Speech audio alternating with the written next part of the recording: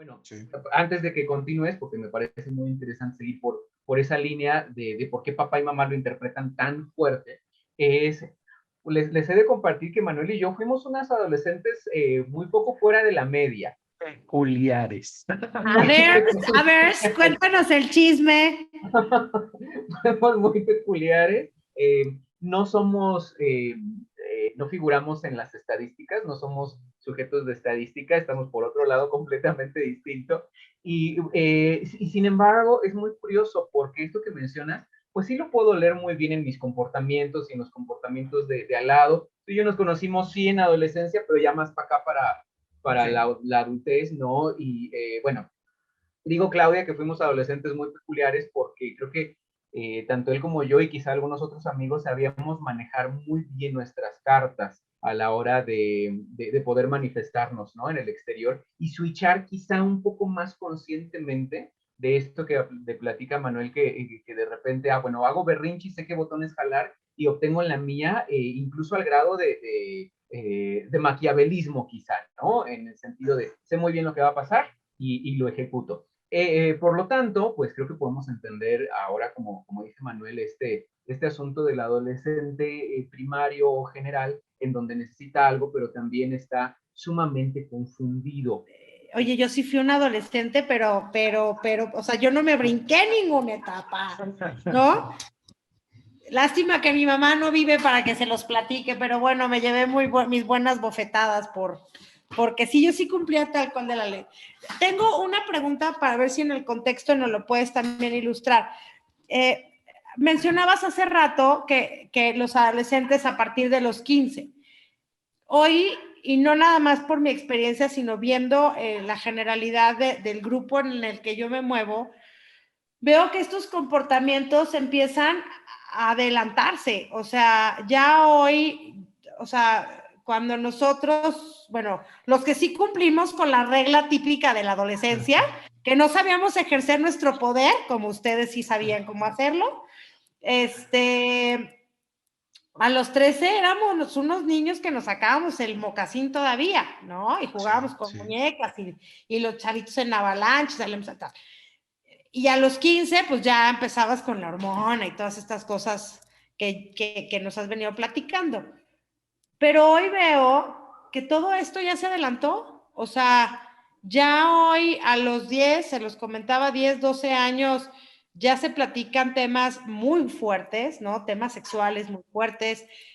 Las niñas ya de 13, 14 años ya, ya tuvieron sus primeras relaciones sexuales. O sea, de repente tenemos que estar como muy encima de algo que antes no sucedía y hoy está muy adelantado. ¿Por qué sucede esto? ¿Y qué cambios ha habido para que estas cuestiones generacionales se adelanten o cambien? Claro. Interesantísima pregunta, Clau. De entrada, o sea, somos organismos adaptativos. Entonces, estamos muy relacionados con nuestro medio ambiente. ¿A dónde voy con esto? La respuesta corta es, hay dos factores. Factor número 1 es la estimulación, factor número 2 es la alimentación. Esa es la respuesta corta. Número 1, en el tema de la estimulación, estamos muy estimulados, tanto a nivel intelectual, ¿no? A nivel cognitivo. Por ejemplo, los niños hoy en día reciben estimulación temprana cuando nacen, ¿no? Y además los empiezan ejercicios de equilibrio y de fuerza y de coordinación y de habla, bueno, o sea, psicomotores en general, desde muy pequeños. Para hacerlos más inteligentes, ¿no? Exactamente, hay estimulación auditiva y estimulación artística y de todo, ¿no? Además de estimulación afectiva. O sea, yo he visto cada vez es más común este tema de llevar al niño al taller donde hace ejercicios de apego con papá, con mamá, ¿no? Y donde hacen temas de espiritualidad con la familia y cosas así. Entonces, ¿qué ocurre? Estamos muy estimulados y somos una especie que cuando un individuo crece en un entorno fértil, llegamos mucho más lejos, mucho más rápido. Que justamente eso es lo que buscan.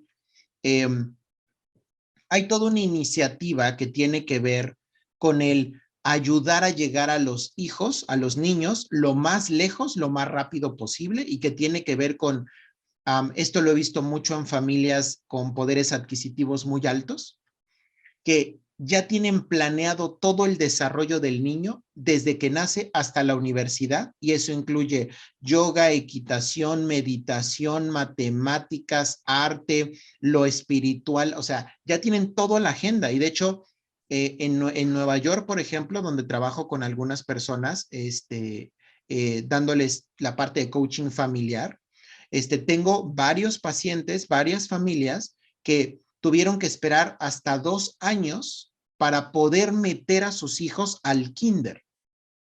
Entonces, estos niños ya pones en la lista de espera al niño que todavía no nace. Y entonces más bien empiezas a hacer cuentas sobre cuándo embarazarte para que el niño entre y tener todo listo ya su proceso de desarrollo, ¿no? Hay mucho de esto. Sé que, por ejemplo, en Tokio hay mucho de esto, en Nueva York hay mucho de esto, en las grandes ciudades básicamente. Donde no lo veo tanto, así es, por ejemplo, en Suiza o en ese tipo de países, no lo estoy notando tanto. Ellos tienen un sistema educativo ralentizado en el que más bien busca que el niño vaya muy de la mano con la etapa biológica. No buscan acelerarle nada. Pero en el resto de las grandes ciudades tienden a más bien a que vayan súper rápido. Entonces, regreso. Estamos muy estimulados y por el otro estamos demasiado bien nutridos. Estoy hablando obviamente de una tercera parte del planeta, porque las otras 2 terceras partes están en pobreza extrema, ¿no? Entonces, hablo de una tercera parte de privilegiados, ¿no? Que tuvimos esta fortuna de crecer en espacios en donde fuimos superalimentados. Y se dan cuenta, todo alimento que vemos en los anaqueles dice fortificado con hierro, con ácido fólico, con vitamina C, con B, con niacina, ¿no? Entonces, ¿qué ocurre? Pues nuestro sistema nervioso tiene de todo. Cosa que antes, pues el niño comía papa, porque había papa, y en la época en la que había fruta, comía fruta, y eso es lo que había, y cuando se pescaba algo era una maravilla. Hoy en día, cada vez también es más frecuente suplementar a los niños desde que son muy pequeños. Entonces, ¿qué ocurre? Pues que el cuerpo tiene todo lo necesario para madurar a velocidades impresionantes. Entonces, hoy en día ya estamos hablando de preadolescencia desde los 10 años y ya estamos hablando de adolescencia entre los 12 y los 13 años, ¿no? Ahora, estamos hablando de la adolescencia biológica, porque yo también he trabajado con el tema de la adolescencia psicológica y yo hoy en día he conocido personas que tienen 40 años y están en adolescencia. Yo vivo con uno. Y tiene 50. Entonces, ¿por qué? Regreso al punto. Justamente en esta etapa de transición entre el ego y el yo maduro, no, eso es la adolescencia. Cuando ya terminamos de transicionar al yo, es cuando decimos, a ver, si yo quiero algo, voy a tener que trabajar por ello. Y para eso tengo que hacerme cargo de que va a haber incomodidad. O sea, la incomodidad es parte de la vida. Entonces, aquí no existe la opción de irme por el camino más cómodo. Eso no es real. Entonces, voy a tener que asumir cuál es la incomodidad que voy a pagar. Una u otra, pero va a haber incomodidad de algún tipo. Y todas esas incomodidades serán producto de mis decisiones. Son consecuencias de mis decisiones, ¿no? Eso es madurez. Entonces, no todos llegamos ahí tan rápido. Habemos algunos que nos vamos quedando atorados en el camino en distintas áreas. Por ejemplo, algunos individuos transicionan en muchas áreas al yo, pero se quedan atorados en otras en el ego. Hay quien se atora en el ego, en el tema a lo mejor interpersonal, pero a lo mejor en el intrapersonal evolucionan mucho más rápido al yo. ¿No? Entonces, ¿qué hacemos con esta vorágine, con esta velocidad? Ok. Pues de entrada es uno, nos va a tomar más rápido, más de sorpresa la etapa porque va a ocurrir más rápido, ¿no? Y siguiente, estamos demasiado expuestos a temas que antes no estábamos expuestos. Eso significa que un niño de 9 años, 8 años, está viendo películas que tienen contenido y no se interprete esto desde el lado puritano. No, estoy diciendo, son contenidos que sí detonan preguntas profundas. Simplemente. Cuando yo hablaba en las generaciones pasadas, ¿no? Donde hablábamos de los Looney Tunes y donde hablábamos de, ¿no? Me voy a ir más atrás Mickey Mouse y me voy a ir más atrás de lo... Entre más atrás nos vamos, ¿no? El Correcaminos y el Coyote, ¿no? Todo eso, pues realmente eran contenidos bastante simples, poco estimulantes a varios niveles. Hoy en día, si un niño se avienta, no sé, la película de Avengers, y se expone a contenidos como, ¿cómo se llamaba, Charlie, este cuate, el de las piedras estas del universo? ¿Cómo se llama?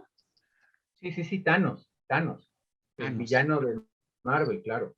Exacto, entonces, no es lo mismo que un niño se exponga a la idea de el coyote que se quiere comer al correcaminos, que es un malo bastante superficial, ¿no? Que además ni siquiera se entiende la intención y nunca lo logra, al tratar de entender o de abarcar cognitiva intelectualmente, ¿no? Racionalmente más bien, a una figura como la de Thanos, donde además los personajes se te meten con conceptos de que si el tiempo, que si es fluido, que si no, ¿no? Que si se mueve, que si no, que si somos nosotros, el tema de la multidimensionalidad, o sea, el tema de la mortalidad, o sea, los niños están viendo esas películas y listos, no estoy diciendo que sea algo negativo, ¿eh? Lo que estoy diciendo es una estimulación que las generaciones pasadas no tenían. Y entonces, las preguntas que te hace un niño de 16 hoy en día, o un adolescente de 16, no tienen nada que ver con las generaciones pasadas cuando tenían 16 años. Y eso los lleva a tener impulsos y curiosidades mucho más diversas, ¿no? Variadas y en etapas que normalmente no, ¿no? O sea, he trabajado con pacientes, ¿no? Y también con dinámicas familiares, donde hay adolescentes de 13 años que se están cuestionando el tema de la pansexualidad. Hay adultos de 50 años que ni siquiera entienden el concepto de pansexualidad.